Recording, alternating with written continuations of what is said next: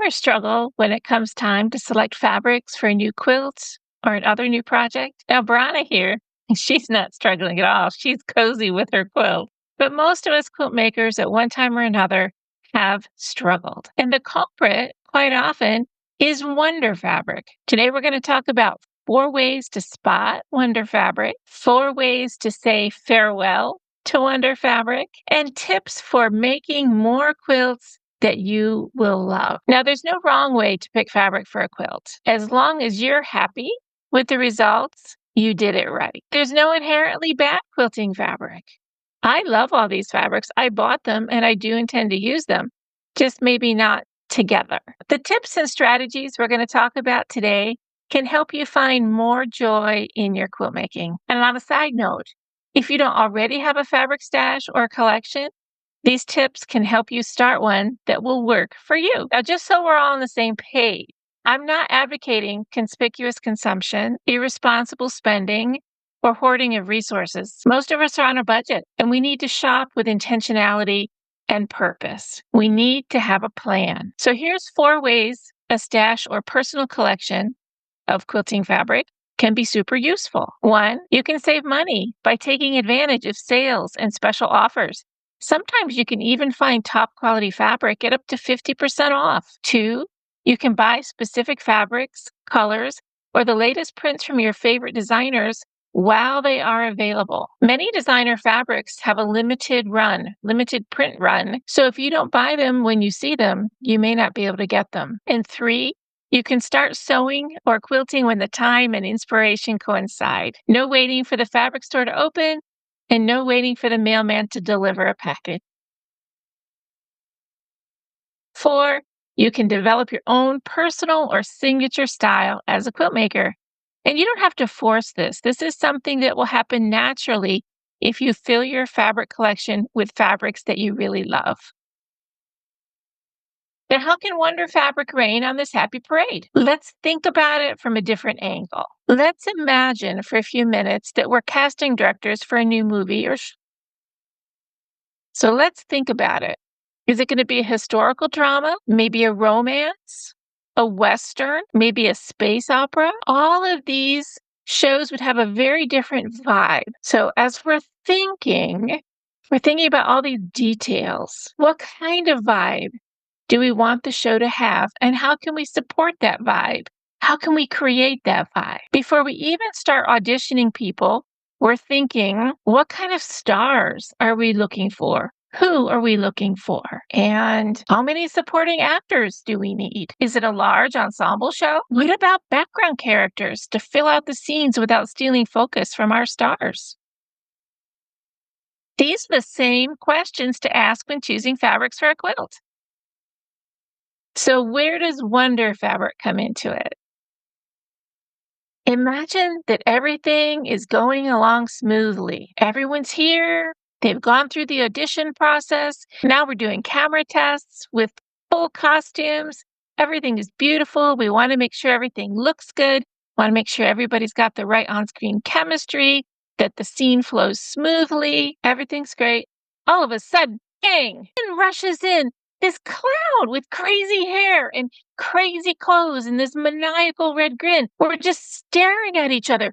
What is happening? Did someone get the wrong memo? The wrong address? Is this some kind of joke? What is this clown doing here? He doesn't fit the vibe at all. I wonder. Wonder fabric is any fabric that makes you say one or more of the following statements. 1, I wonder why I bought that. 2, I bought so much of it. 3, I wonder why this fabric doesn't play well with my other fabrics. Let's sit with this one for a minute. The issue may have something to do with the pattern character or the visual texture of the fabrics. The color might be right, but if the visual textures aren't compatible, it can cause problems. So, for example, here's blue. All these fabrics are blue, but they all have variations in their pattern character. This one is a solid. This is an abstract print. This is a large scale print, a medium scale print, and a small scale print. And there's other variations too, but I just wanted to show enough that you get the idea. And how about this character? Novelty prints and designer prints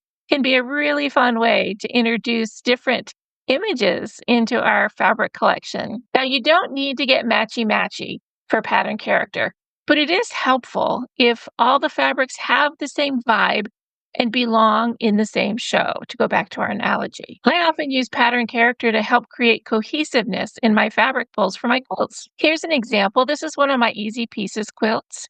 My daughter calls this the peanut butter and jelly quilt because of the color palette. But if you look closely, you'll see that some of the fabrics are large scale prints, some are medium scale, some are small, and a few are so delicate that they almost read as a solid from a distance. You don't even realize it's a print, but they all have the same vibe. They all have a delicacy to the print and similar shapes and lines and movement, and they play really well together. Now look at this one. These fabrics play well together, but it's a completely different vibe. We've got stripes and big dots and abstract prints and owls and kitties and a unicorn and moths and all kinds of stuff, but they all have a similar vibe. They're all bright and happy and energetic. And this quilt is actually folded over so that you can see part of the binding and a bit of the backing fabric. I wanted you to show the backing fabric is a lot calmer. It is quiet. But the front of the quilt is very energetic and happy. And again, they all have the same vibe.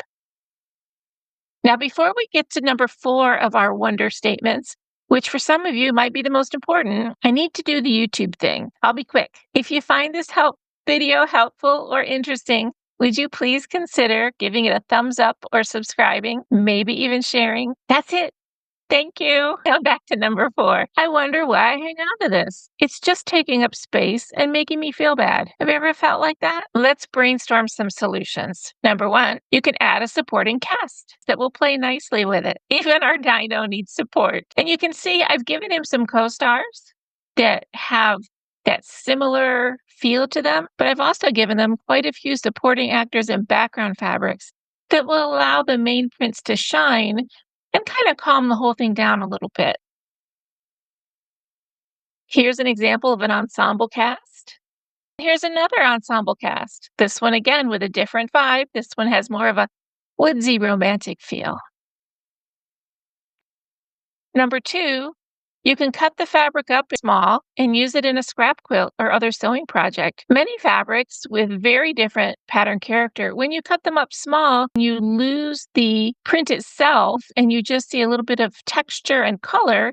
They play really well together. Number 3, you can use it as practice fabric when learning a new technique. And number 4, maybe it's time for that fabric to go to a happy new home. You could try swapping fabrics with a friend, or perhaps selling your wonder fabric online or in person. Again, let me remind you that wonder fabric is completely subjective. What might not work in your fabric collection might live and play very happily in someone else's. Do you have any wonder fabric? You can let me know in the comments. I'd love to hear about it. I've made mistakes. Over the years, I have bought wonder fabric. I have bought yardage of wonder fabric, but I've gotten a lot better and wiser with my fabric choices, and so can you.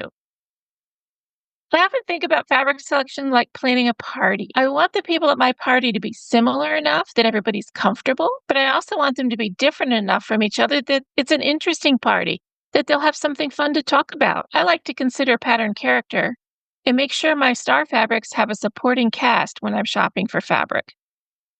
Great supporting actors and background characters can be really versatile. You can often use them with many different vibes, and they play along well. They take their cues from the main cast. I recommend emphasizing supporting fabric as you build your personal fabric collection. It'll give you the most bang for your buck. Your supporting fabrics might differ from mine. I've been on a happy rainbow unicorn kick lately, but the fabrics will work the same way. They will support your main stars. And almost all of us will need a nice selection of neutrals and background fabrics. Pattern character helps unify the fabric selection for each of the quilts I'm going to show you. This is one of my Celtic style quilts. This will be a pattern probably in the fall of 2025. And I've used all batiks for this one, but they're cut in narrow enough strips that you lose a lot of the dominant prints, but you still get a lovely visual texture. And they have a very compatible vibe.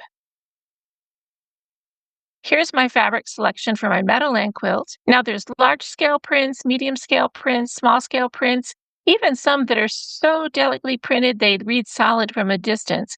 But they all have a similar sort of washed watercolor kind of vibe. Very soft and lovely, which is exactly what I wanted for this quilt. This is a big king size quilt that goes on our bed. Here's my fabric selection for another of my Easy Pieces quilts. This one uses Hafe Collective fabrics, which are very vibrant and mostly large scale prints, some medium scale, but they all have an intensity that gives them a similar feel and they play together super well. And here's the finished quilt out for a day at the park. Now for this one, I wanted to make a baby or toddler quilt and I'm using curves, so I wanted those curves to show. So I chose smaller prints for this one, but still bright, happy colors that all play together well. And here's the quilt. This is the Bexford quilt. For my Rough Cut Diamonds quilt, I was inspired by nature. I live near Lake Michigan, so I was inspired by the water and the sky and the sand and the dunes and all those kind of soft colors in the bright sunlight. So the fabrics that I picked all have a softness to them.